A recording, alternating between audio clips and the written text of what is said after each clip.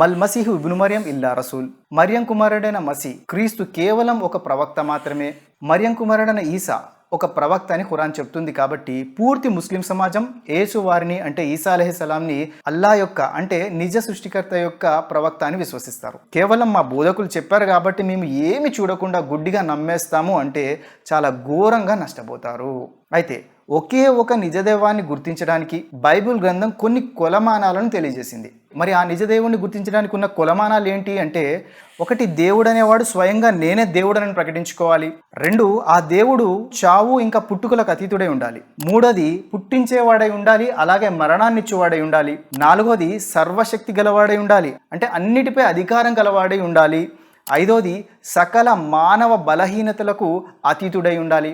ఆ తర్వాత ఏదో ఒక కాలంలో కాక భూత భవిష్య వర్తమాన కాలాల్లో ఉండినవాడై ఉండాలి, అంటే ఎల్లకాలం సదాకాలం ఉండినవాడై ఉండాలి. మరి బైబిల్ గ్రంథంలో ఎవరికి ఈ గుణగణాలు ఉన్నాయో పరిశీలిద్దాం.